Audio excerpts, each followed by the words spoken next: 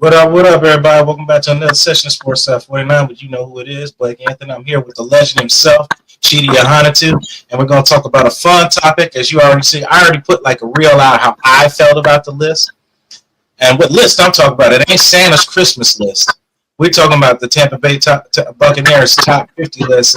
I thought some of it was a little bit questionable, but some of the people on it, some of the people still playing. I'm sure everybody's going to have their mixture of feelings of the top 50. But Chidi's wasn't one of them on it. And Chidi's going to say how he feels about the list and other things about that. Chidi, how you doing? Blake, what's going on, man? You're one of my favorite guys, man. I love what you do. I love how you do it. Can't be more happy to be on with you today. So to answer your question, yeah, that's been a firestorm behind the Bucs top 50 picks. Some people saying the fans voted, only the fans voted, but I know they voted too because Kevin O'Donnell put his list out that he submitted to the Bucs. So the certain media members picked, and whoever else picked, whoever else voted, that's the problem. See, we need more transparency in these things, and people use these opportunities wrongfully so to just vote their buddy in or vote their beer drinking buddy in or the golf buddy. We take this serious, man. I've been getting calls from former teammates upset about the list and even upset about my own list that I put out. So teammates I haven't heard from in a while. So we players, we take this stuff seriously. It's a legacy piece. It puts a cap on a well-fought and well-earned career. And, it's really important to guys. So when you put a Dave Moore on there, number 46, who, everybody getting mad at me. This guy gave me – I love Dave Moore. Dave Moore's a good guy. I know his brother. They used to come to my cigar lounge in Soho in Tampa. That's my teammate, man. Dave was one of the hard-nosed guys. He gave me a good look. He was a scout team guy. The whole time I was there, he would get lined up on scout team to give me a look to get me ready to play. So now to see him at number 46, it's like, okay. And I'm not even on the list. The guy that gave me a look is on the list, but I'm not on the list. Like, come on, man. What are we doing here? Like, you can love me, you can hate me, but you got to give me what my just due. Me and Sapp, good example. Me and Warren Sapp been publicly feuding. But at the end of the day, that's my brother. We've been publicly feuding. But at the end of the day, if he really needed something from me and called me and needed me, I'm going to help him because that's my brother. We arguing right now. And I already publicly forgave Sapp. And forgiveness. I probably forgave Sapp, and I let all that go, man. I'm too old for all that. You see me with the grays. I'm an old man now. But, whether you like a guy or you hate a guy, you give him his just due. This isn't tennis. This isn't golf. There's grown men out there getting their bodies broken in half. Lifelong injuries like I got. So to play around at a time like this is an injustice, and it's really disgusting to me. So Sapp, you see Sapp on my list. I think he's number 4 or number 5. And, same thing with my man Terrell Owens, who's on my board of directors. See, because of all this that goes on, we launched a players only voting Pro Football Hall of Fame. So the players can vote. So why can't the former Buccaneer players voted for that Buccaneer top 50 list? Instead, you probably got somebody in the mail room submitting their vote, somebody in the copy room, the cafeteria lady. No disparagement to them, but the way that list looked, it looked like for sure that they let everybody in the mail room vote on that.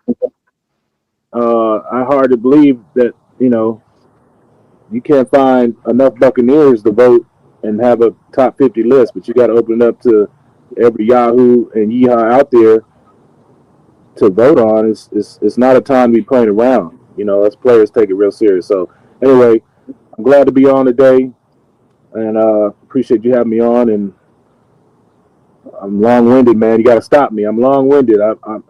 They say I need to be a pastor now because I just keep talking. I go on my rants.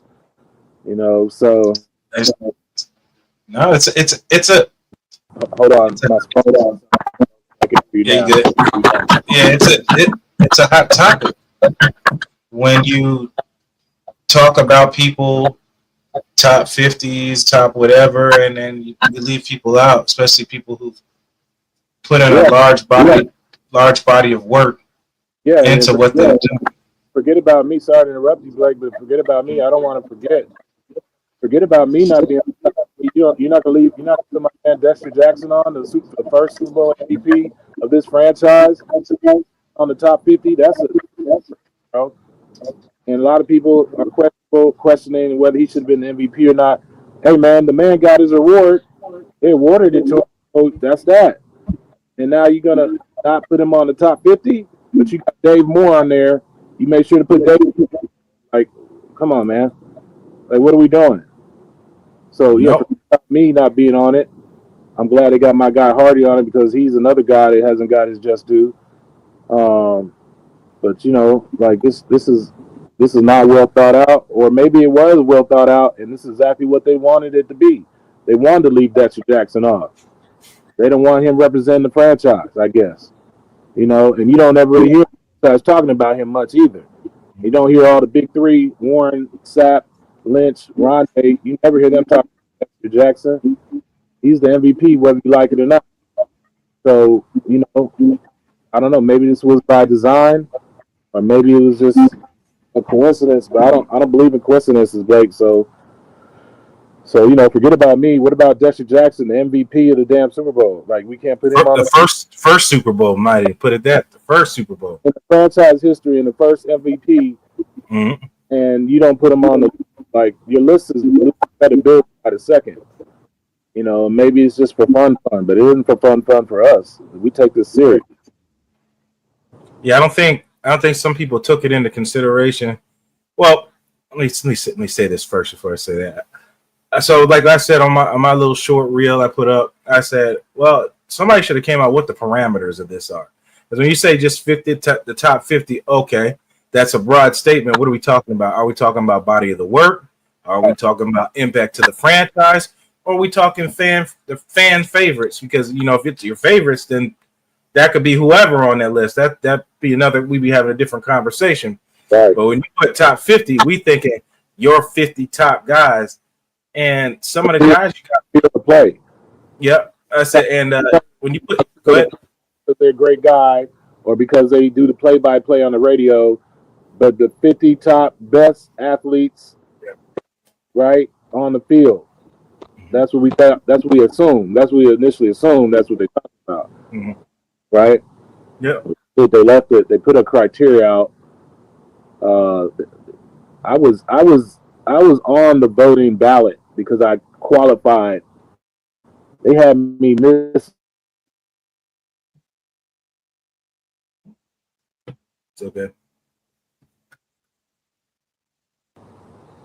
I said about what the parameters were of the vote. Yeah. They put the parameters out there. Somebody sent it to me. You had to play for a certain amount of years. You had to X, Y, and Z. So there's a list of criteria. I don't have it in front of me, but there was a criteria. And I was on the ballot. So at least I was on the ballot, but they had me categorized as an edge rusher. I wasn't no edge rusher, Blake. And I don't like edge rushers in the first place. Like, a defensive end is a defensive end.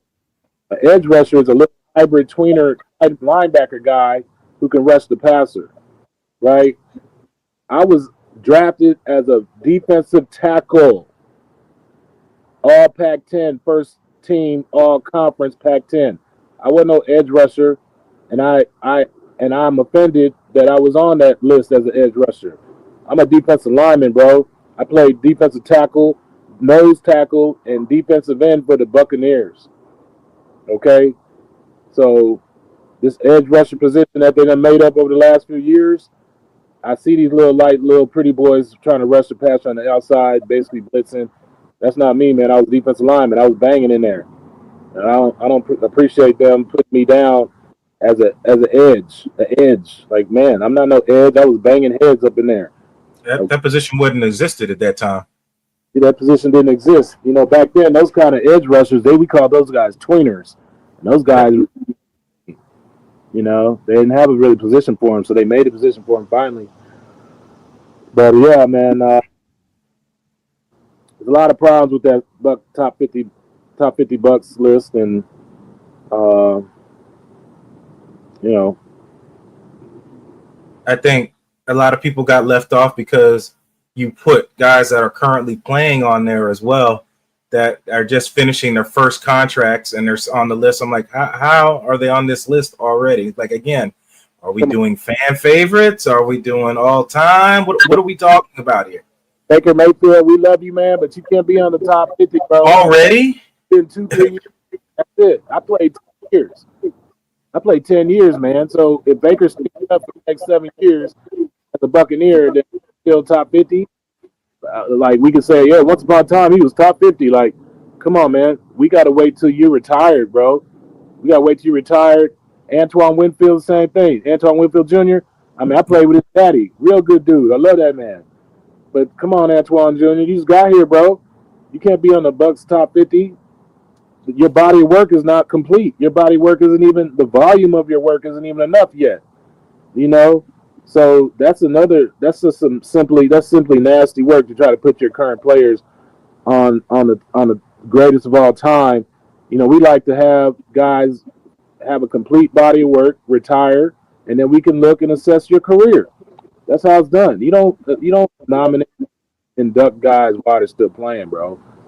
You don't do that. You know, there's a lot of retired guys sitting around looking back, you know, reflecting, trying to see how they stacked up. And you're gonna put some current players in there before them? No. That's a cardinal sin. And like I said, I don't know none of this top 50 list. Maybe it is the male guy. Maybe it's one of the Glazers' grandkids. I don't know. You know, who knows? That's what's also needed, Blake, is transparency. We like to have transparency. Who are the voters? Yep. Right? You're going to have a list put out there but not say who voted. Maybe it was all Warren Sapp's cousins who voted for that list. And that was it. I'm just being silly, but I'm saying they have a little bias, right? They'd have a little bias. So that's what's needed is a transparency when they make lists like this and put it out there. Like I said, it's serious business to a lot of us who actually played. But it's like something for fun for a lot of y'all out there who never really played. A lot of you fans, a lot of you front office people, it's just some little fun little thing. You might as well be filling out a puzzle on the back of a cereal box. That's how it is. But for us players that actually played, we take it quite seriously. And it means a lot to us, it means the world. You know, it actually causes some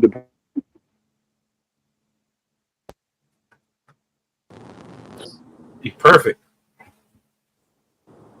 So yeah, them putting them guys on the list, and I think that takes up spots for other people that should have joined the list. Like I said, you put Tristan Wirfs already in the top 10. Now don't take it the wrong way. Like I'm saying these guys suck or anything like that. Let them finish, and then let's revisit this. That's what I'm saying. Let us finish, and let us revisit this later. Tristan Wirfs, he's going into his third season or something like that, right? No, he's just got he's on his second contract. He's at that point in his career. Yeah. Lies. Yeah, that's what I'm saying. Like, you don't get your current players on the greatest top 50, top 100, whatever. Like, they're still playing. Whether they're Barry Sanders, right? Like, we could have said, Barry, you're a Hall of Famer right now. You don't have to even retire. And he was that good. Yep. But come on, man, you're Tristan Wirfs. You're not Barry Sanders. And no shade to Tristan. He's a ball player. But you want to wait till your body of work is done before people can say the top 50 greatest, all that kind of stuff. Now, if you want to have a list of top greatest current players, go right ahead. But don't include him in our group. He's still out there playing. So it kind of excuses him for the rest of his career. If he has a terrible second half of his career, Well, he still got voted for the top 50 at one point in his time, one point in his life. But going forward, he would never be voted top 50 again because he had such a bad second half career. Like, things can happen. And so what are we really doing?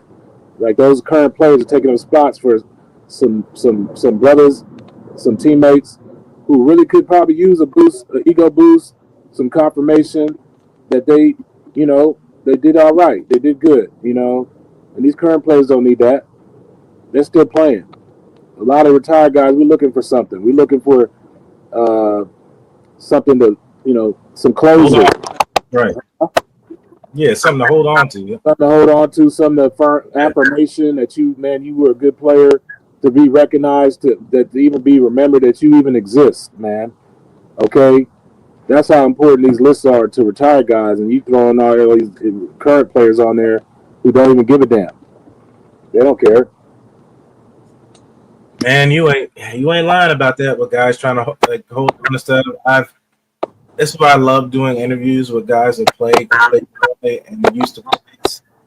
It's the things that they want, they got to go through and stuff like that. The struggles they went through, and like little things like that could mean a lot to somebody. I know a fan or somebody who never played wouldn't understand that.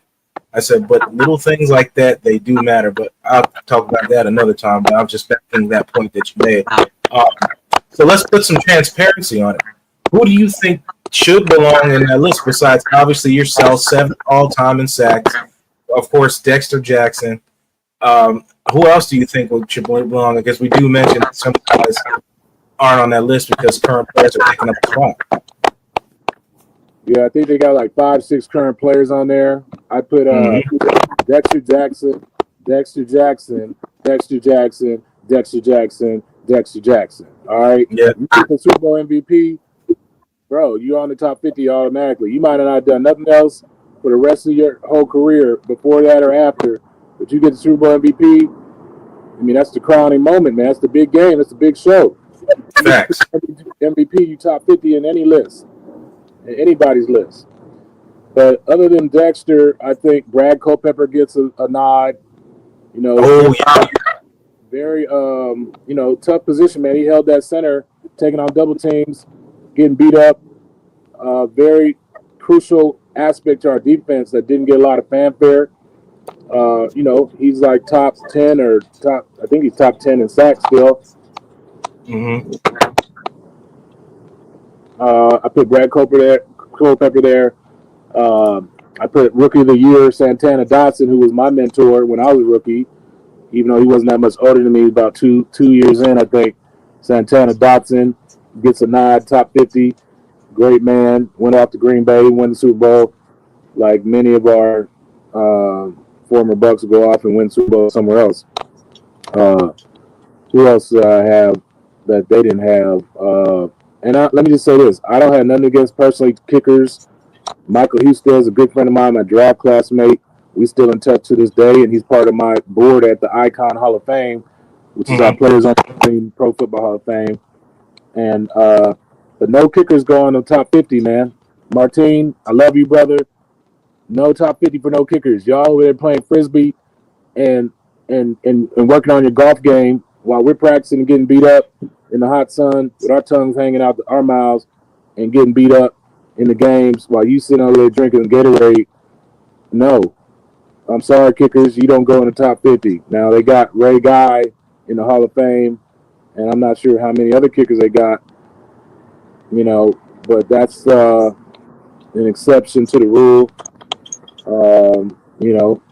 Years go by, and you've been retired for 20 years, and you were a Hall of Fame kicker, and, I believe in getting recognition for that. But if you're talking about just some top 50 list that somebody coming up with off the hip, off the jump, I don't put no kickers on there. It wasn't Ryan Suckup a kicker?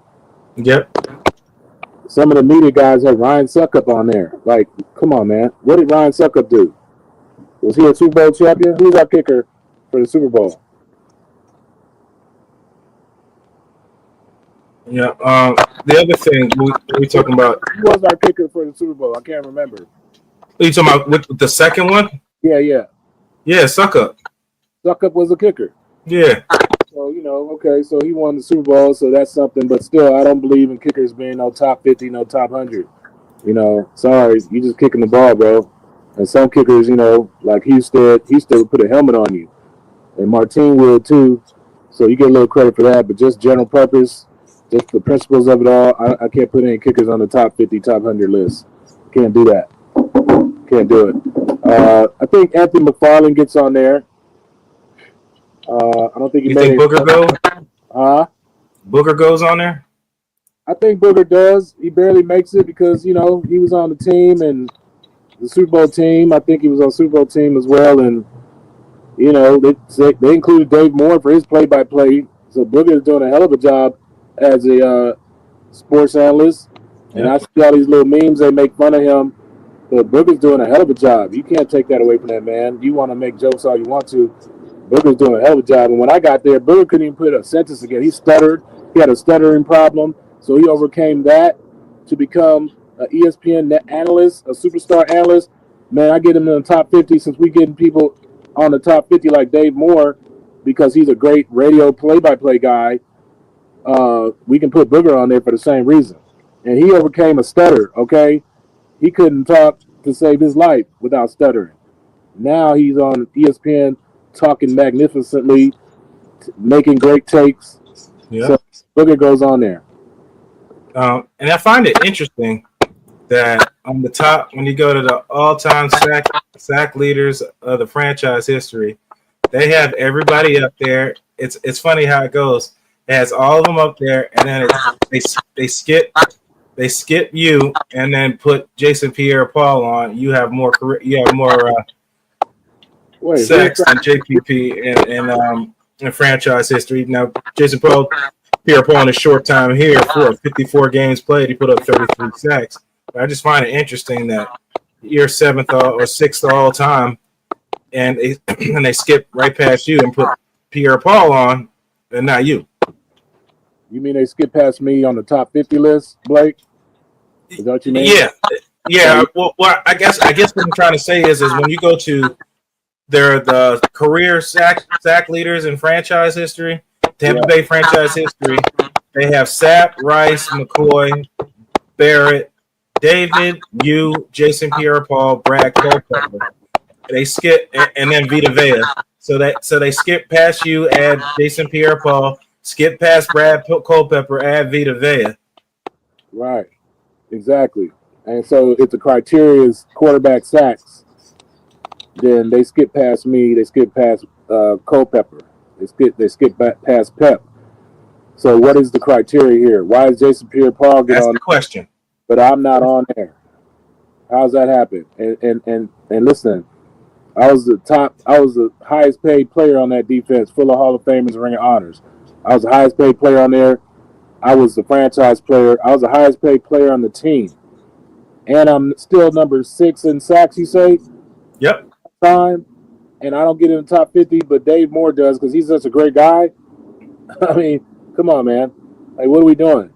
So, listen, I told the Bucs CEO and the alumni director to cancel my RSVP because I'm not coming to the Bucs 50th season celebration. Why would I go out there partying, hanging out with them, and I got snubbed, and they can't put me on the list? Like, that doesn't make sense. I was going. I had my RSVP. I got my hotel room, Blake. But after this, I said, cancel my RSVP. And to his credit, the CEO has been calling me. I've been texting him back. I hadn't been able to jump on a call yet with him, but he's been calling me to reassure me that the Glazers told him to convey to me how much I meant to the organization and that they want me there. But I have to get on my hands and knees and pray to my God and see if that's what I should do, because I'm really upset about this. And it's just more of the same for me. I mean, I've been slighted in a lot of ways since I retired. I've been slighted in a lot of ways, Blake. And it's like a man can only take so much. I existed, whether you like it or not. I was the franchise player. I was the highest paid player of that whole defense and the whole team. And all those guys, Brooks, Lynch, Sapp, the big three, Shelton Quarles, Donnie Abraham, D-Rob, Damian Robinson. What's up, man? I'm giving you a shout out, man, because you're another guy that doesn't get a lot of attention or recognition. But, you know, I was the man on that defense, Blake, and I was the man in that locker room. And I'm not patting my own back. I'm just telling you factually. Nobody's coming and stepping to me. Nobody's especially not coming to step to Hardy. So we were the man. We were the men in the locker. We led that locker. I was there before. It was me, Lynch, and Hardy who got there in '93. Sapp and Brooks came 2 years later. We were the vets in the room. The vets, the rookies listen to us, watch us. This is how we do it. This is what's acceptable, and this is what's not acceptable. So we were already the man in that locker room. We were the man. We were the man. We were the man. Mm-hmm. And Brooks and Sapp came on, added to us, and you know that was the pecking order. And then Rondé came a year after that. So that's the truth of the matter, you know. And when you know people look at that era of football, they want to say the big three: Sapp, Brooks, and Lynch. That's all it was. It was three on 11. If you let them tell it, it was just Sapp, Brooks, and Lynch out there making plays. To his credit, Derrick Brooks at his Hall of Fame induction ceremony said, "No Warren Sapp. It wasn't just me, you, and Lynch. It was a whole team effort." To his credit, Derrick Brooks said that on the stage at the podium. I couldn't believe it. I said anything I got against Derrick Brooks just went out the window. Like that was big, and you know that whole big three, it really, you know, it created an inner circle. And if you were on the outside of that inner circle, your post-career ambitions are gone. You know, it's all about the big three. And even guys like Rondé Barber, Hall of Famer Rondé Barber, would complain about it. Mike Allstott complained about it, even though he's an offensive guy. You know, and it was just a quick and pass. It's not like me and Rondé had a whole podcast session like we're doing right now. But Rondé complained about it, and when he got his just due and got in the Ring of Honor in the Hall of Fame, he's like, "Yeah, now what? I am just as good as those guys. I'm supposed to be in the conversation. Now what?" And I ain't seen Rondé get hyped up like that, even when we played together. So that just shows how much it means to guys, you know. It's just a big statement, you know, a bow that, you know, kind of puts a big bow around your whole career and something that you dedicate your life to. So,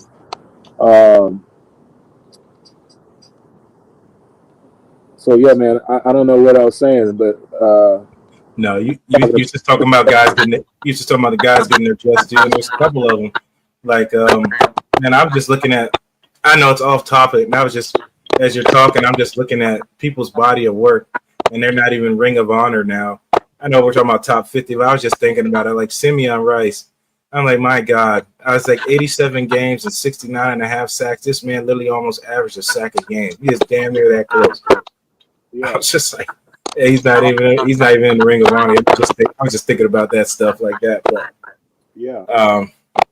But you know, Simeon is relatively young. I mean, he's my age, I think. But yeah, like, what are you waiting on? You know, and that ring of honor, the Glazers. Listen, man, I'm not coming down on y'all. I'm just speaking factually. You guys treating that ring of honor like the employee of the month.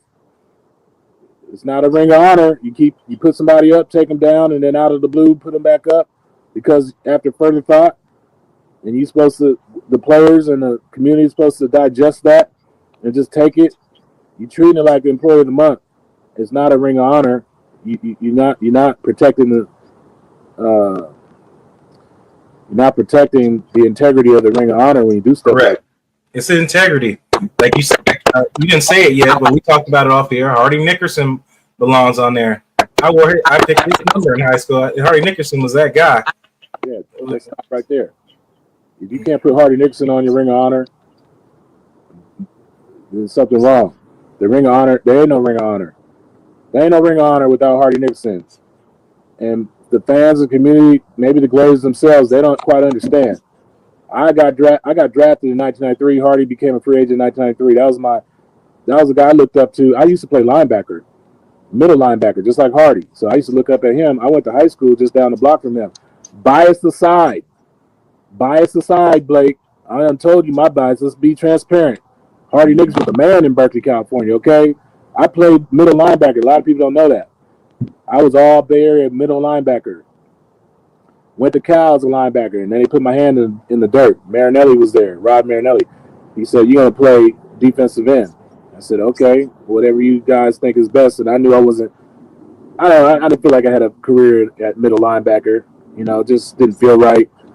All the things they were doing, you know, dropping back in coverage and, you know, the techniques. You know, I didn't know nothing about falling back in coverage. Like, I would just go see ball, go get ball. See ball, get ball. Yeah. So I felt more comfortable with my hand in the dirt. And I played D-line in high school anyway pretty well. So I'm just saying, bias aside, I'm giving you transparency. Let's do transparency. Hardy's my big brother. If Hardy called me right now, I'm coming through hot coals and, you know, jumping over obstacles to get there for him. He meant that much to me, and he meant that much to our team, and he meant that much to our defense.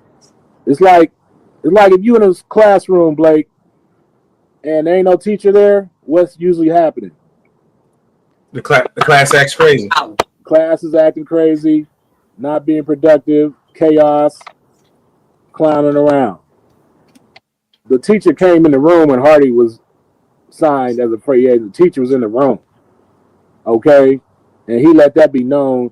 One time, tight end Ty J. Armstrong, tried to get Froggy at practice, and nobody done mess with Ty J. Ty J a bull. I had to go up against him in practice all the time. Like, man, I ain't fighting that guy. He's a strong ox. And nobody gonna mess with Ty J. He's as mean as you want to be. He's mean, bro. Like, you gotta try to fight this guy. Are you crazy? Hardy took him on in practice, ripped his damn face mask off with his bare hands, and crushed that shit, threw it down. The whole team was like wide-eyed, like, okay. He's him. The sheriff, this is him. This is him. He's him. Yeah, this is him. Right. We've been told about this. Legend has it. This is him. He's here. Right? So, you know, that's how much he meant to this franchise, to this city, to the organization. Then he takes a young Derek Brooks and a young Warren Sapp under his wings. Chooses to be Warren Sapp's roommate during training camp and on the road. You know, of course, he's in the same room with Derek Brooks. And then John Lynch got demoted to be a linebacker because he wasn't making it at strong safety. And then he got tutelage from Hardy in that linebacker room again. Then they moved him back out there to strong safety. And, you know, all the people, and even Levante David, Hardy was his coach when he came back to the league and started coaching. So Hardy's had a huge impact for this organization. He is the sole driving force behind our turnaround. We were some sad sacks before Hardy got there, okay? And our turnaround was the direct result of having a Hardy Nickerson on our team. He was our captain. He led by example. He led by his words. It's invaluable, you know. And I know Derek Brooks is in the Hall of Fame. Everybody wants to say he's better. But as far as a generational impact that Hardy Nickerson had on that whole organization, on this city, I got to put him right before Derek Brooks. I think Derek Brooks is right after Hardy. I got Leroy Selman, Hardy, Derek Brooks. I think that's how the list goes. Lynch. I could pull it up. I got it up. And I think did Hardy make the top 10? I was just right out of it. Allstott made top 10. Yeah, Hardy's not in the top 10. Johnny's in there. It goes Gruber at 11, Hardy at 12, Williams 13, Rice 14, Dunn 15, Godwin 16, Giles 17. Where's Levante at? I think he's a little further back.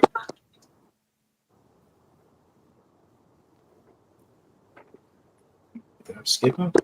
Here we go. On my list, Blake, I got Hardy down at number 2 after Leroy Selmons being number 1. Now, I know Derek Brooks just got voted number 1. Vontae 7, excuse me. I don't think you can hear me. Can you hear me? Yeah, I hear you. Okay. So, I got Leroy Selmon number 1 still. I know they just voted Derek Brooks as number 1, but, you know, I don't know how that happens. The man has passed away. Brooks was retired for the last 20 years or whatever. How do you move up? Like, what did you do from that time to this time to make you the number 1 guy now? Right? You was in the Hall of Fame before, and you weren't number 1. But now, all of a sudden, you number 1, and Leroy number 2. For what reason?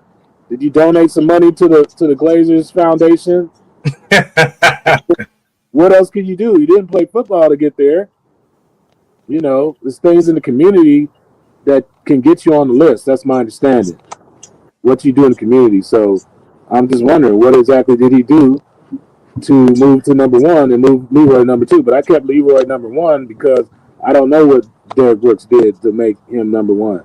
But and then I got Hardy next. And then I got Derek Brooks. Even though Hardy's not a Hall of Famer and he's not in the Ring of Honor, but listen to me right now. Derek, you know, Warren Sapp, you know, you would never have been the players you are without Hardy being in that room with you. You would not have. I can promise you. If Hardy hadn't come by, because y'all were not the player Hardy was, if you came in as a rookie, you weren't coming in calling the shots. You got both of y'all were quiet. Okay, so if Hardy wasn't there to lead by example, who was going to teach you guys?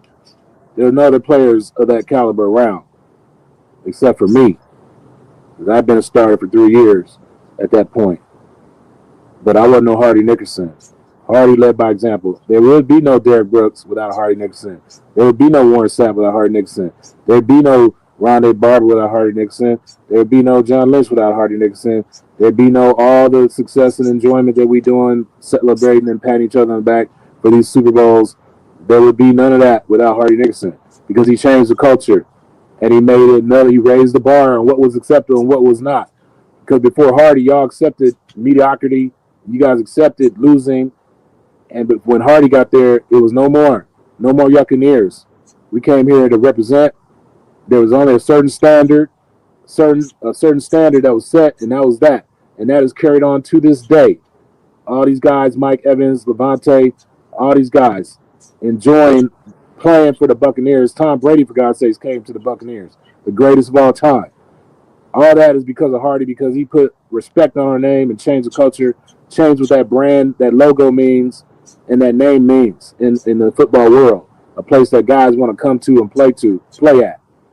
So anybody that thinks otherwise, you better have been in that locker room with me or on the football field with me during games. If you're a fan or some reporter and you have something different to say, and I challenge Derek Brooks, Warren Sapp, John Lynch, Rondé Barber, Tony Dungy, Lovie Smith, Herm Edwards, Rod Marinelli, I challenge all those guys to say I'm wrong. That Hardy was the main and only sole driving force that changed all of our fortunes. You can challenge them for me, Blake. You can get them on this podcast and challenge them for me and let them say, no, it wasn't Hardy, it was somebody else. Yeah, definitely. That's a story that a lot of people don't talk about. A lot of people love Hardy, but I don't think they talk. I think that's the part where nobody talks about is that aspect of it, what the driving force was to start going into relevancy, going in that direction. That's just the word. And we talk about rankings, switch gear a little bit, talking about where rankings that we mentioned it earlier about Jackson. I don't want to make this one slip away. I know some people ain't going to like it, just like I said in the reel, but this is the facts are facts, and I don't care about people's feelings. I think Tom Brady's too high on that list. His body of work is done in New England. I am not saying I'm not grateful for what he did in 3 years. 2 of the years were good. The third year was a circus. But those 2 years were good, and they won a Super Bowl. Can't take that from him, but his legacy was already written without even coming to Tampa Bay. That just added. If you want to talk about he won a Super Bowl, XYZ, then Brad Johnson needs to be ahead of him because Brad Johnson was the first quarterback to win a Super Bowl for the franchise at the quarterback position. Another one is Rob Gronkowski. I don't know how Rob got on there other than, playing with Tom Brady. He didn't have no astronomical stats in the game. There was games against the Saints defense that he was a man on a milk carton. There were several games like that with Rob, and other than being a fan favorite, I don't. You just didn't do enough to make that list like that. Yeah, they got him at number 50. Yeah, they got him at number 50, and I put him higher in my list. Not much higher, I don't believe. Not much higher.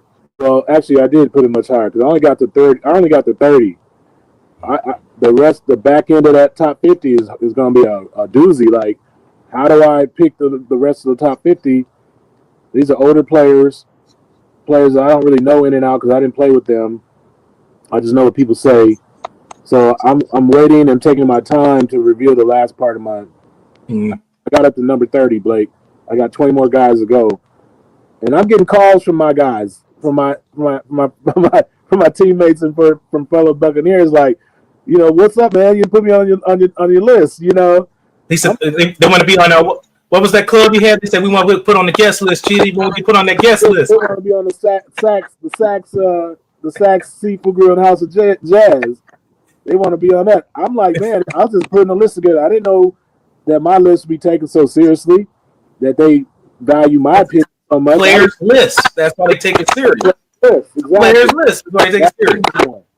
That means more. Mm-hmm.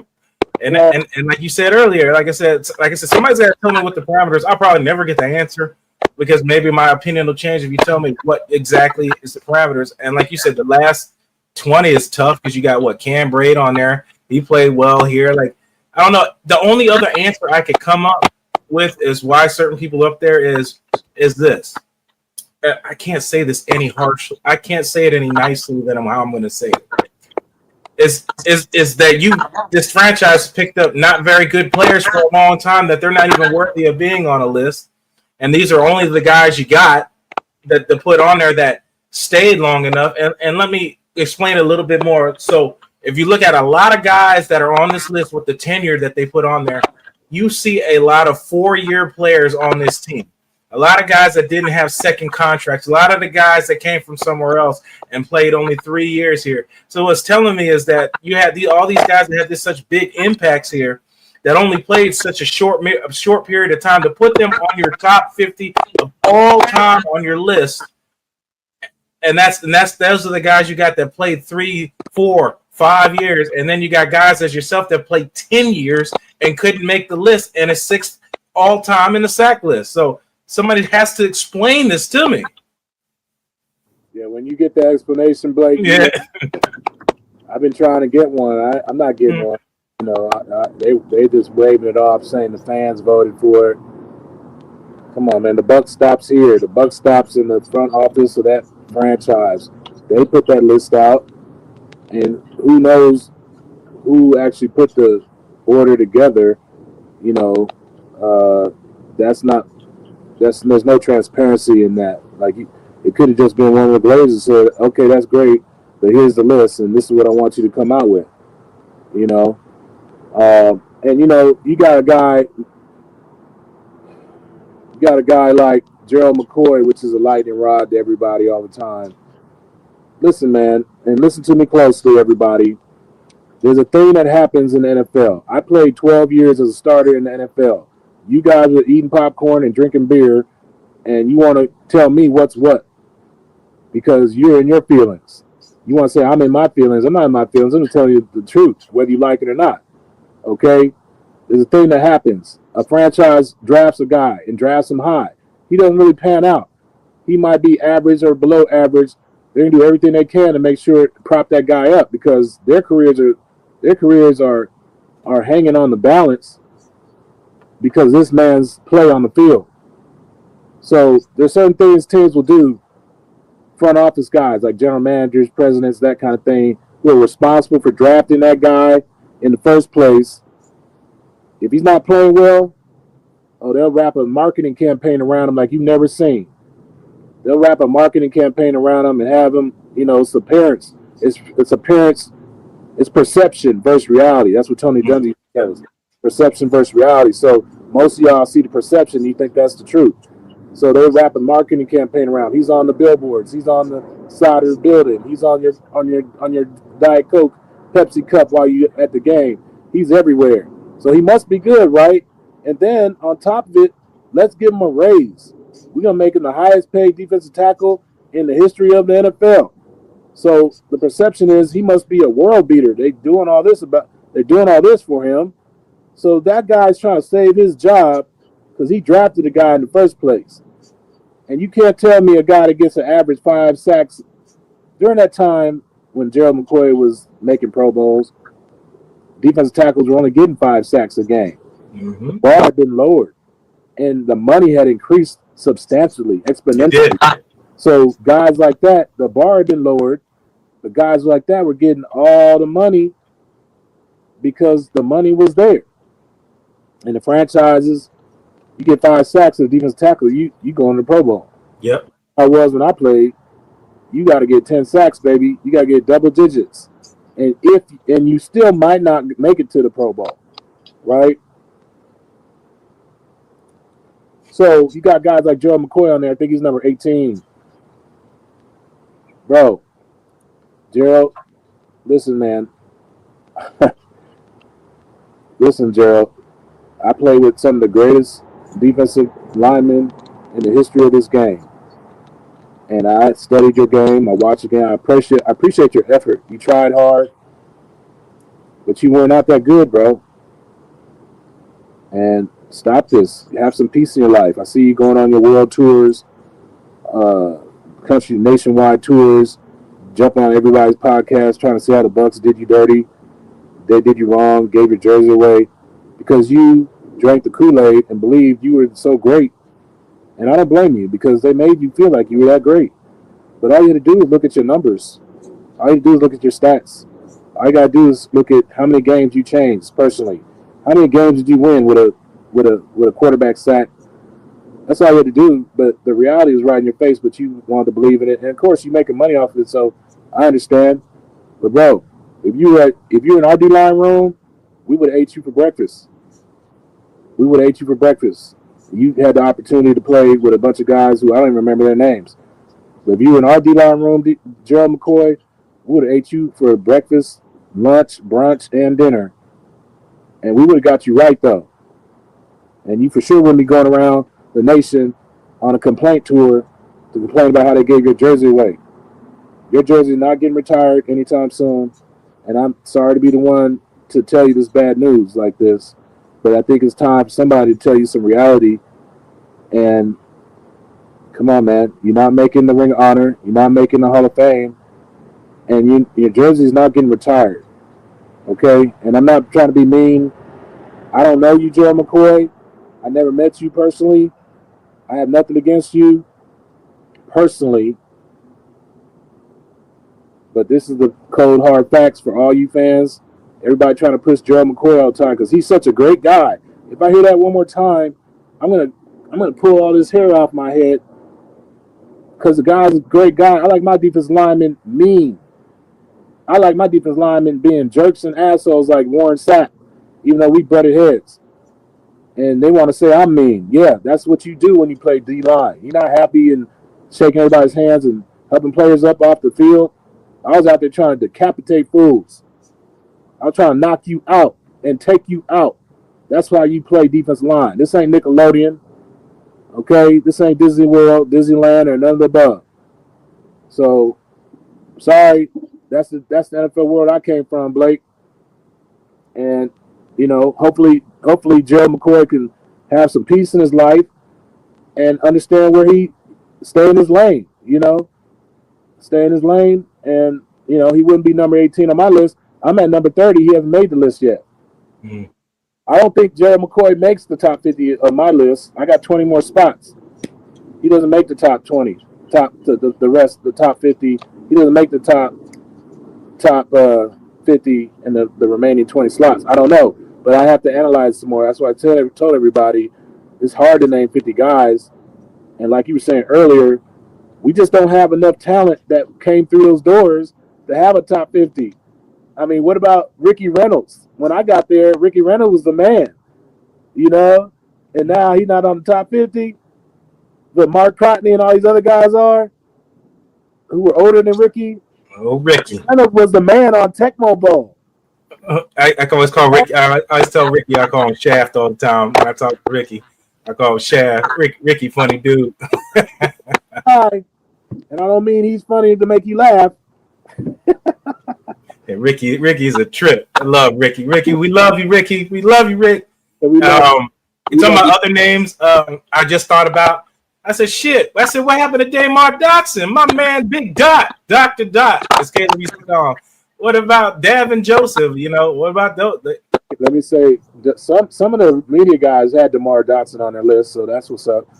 And I'm not, listen, man, I don't know how to evaluate offensive linemen. Like, obviously, if a Willie Roaf, nobody can get a sack on him, I got you. But DeMar Dotson, he was a good player, good guy, a real good guy. I was at Carrabba's. That's when I first met DeMar. And I just went over and introduced myself. And he acknowledged me with some of the guys, current players. You walk up to these guys, they act like they invented the damn game. Like, I went into the Hard Rock Casino, and all the offensive linemen were in the private rooms playing poker or whatever. I happened to just be back there smoking a cigar or something. I went in there, hey, guys, I'm Chidi Ahanotu, played 10 years for the Bucs. I just want to say hello. They basically waved me off.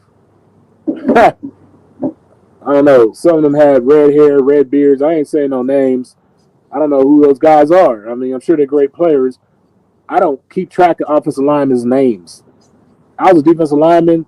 You just a body in my way. Get out my way. I don't know who you are. I don't know how you got here. I don't know your story. All I know is I'm about to take you out. I don't remember offensive linemen's names. Unless you're like a Willie Roaf. But DeMar Dotson, I was at Carrabba's, introduced myself, very respectful, very happy to say, hey, man, nice to meet you. Went back to the bar, ate my little meal. DeMar said, hey, man, I got your meal. He had already paid for it. I'm like, damn, this DeMar Dotson's all right. That's your Nigerian brother, ain't it?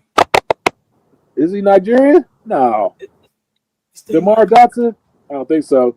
But the point is, all that I can say, he's a great guy. I can't tell you what he did on the football field, Blake. I don't know. I mean, I got to watch film, you know? Mm-hmm. So he's not going to make my top 50, I don't think. Davin Joseph, either same situation. All these offensive linemen, I don't know how you evaluate offensive linemen unless you're a Paul Gruber and you're not giving up no sacks, except Reggie White used to take him to town every time he played him. Other than that, he wasn't giving up any sacks. Like, that's the kind of offensive lineman I can evaluate. But other than that, just because you were on the team and played a long time and was a starter for a long time, I don't know exactly what you did. I just don't. There's no quantifiable thing that you do. Like, you don't get quarterback sacks, you don't get pressures, you don't get interceptions. All you doing is blocking. How do you evaluate that? I don't know. I played 12 years. I don't know, Blake. Other than, like I said, if you were really staunch and nobody can get a sack on you, that's my only quantifiable stat that I can go off of. You know? So I don't think I got Paul Gruber on there. I got Paul Gruber on my list, but I don't think I have any other offensive linemen on there other than Paul Gruber. He's in the Ring of Honor, of course. And he's in the Ring of Honor, yeah. So it's a hard position to evaluate, you know? It's a hard position to evaluate because you can't get any stats. You know? Yeah, you're right. You have to look at, I guess, tenure, and I guess the competition you play, I guess. I mean, now they got this whole PFF bullshit. Yeah, tenure will tell you the guy must be good. Because if you're giving up sacks and not run blocking well, your ass is going to be out of there. So if you're still hanging around after all these years, you must be really good, right? Like Derek Deese, he's on our board of directors at the Icon Hall of Fame as well. Derek Deese played like 13 years, and he played with the Bucs towards the end of his career. You played 10-plus years You must have been doing something. You were a starter for 10 plus years. You must have been really good. I played 12. Hello? That's because I was really good. If I wasn't, they would have cut my ass and I would have been out of there, you know? So that's to tell you everything to know. If a guy played more than 10 years, he was a badass. All right? There's not much difference between a guy that played 10 plus years and a guy that's in the Hall of Fame. I said it. And that's one of the criteria in our Pro Football Hall of Fame. You should be rewarded for that. You played 10 years as a starter. Milestone, man. Man, 10 years as a starter. Man, that's a milestone. People overlook that. Here's your reward in your gift basket. Okay, shit. I don't care how you play. You might not have the best stats, but you started for more than 10 years. Here you go. Here's your trophy, man. You know. So that's how I think, and that's how a lot of us on our board of directors thinks. That longevity should be rewarded and recognized. Facts. But Chidi, I know we've been on here almost an hour. I love you, man. I know we could talk all day about this. We got to do this again. But I enjoy talking this top 50. And I'm sure with some more info come out about it, and we'll chat, off air and all that. I appreciate you taking time out of your schedule talking to me. Are you kicking me off, Blake? Huh? Are you kicking me off? I got to run, brother. I got a lot to say. I got more to say. It's time for me to get unhinged. we could do this again. I'm just playing with it. We got unhinged yesterday. I got it off my chest yesterday. Mm-hmm. I got a real unhinged everybody yesterday. I was talking. I was from Oakland. I'm from Oakland. That's all I remember saying. You sound like Too Short. I'm from Oakland, baby. I'm from Oakland, baby. Too Short. Say the less. But yeah, I was on one yesterday, Blake. So I appreciate you letting me vent. This is the sanitized version of our talk yesterday. This is a watered down version.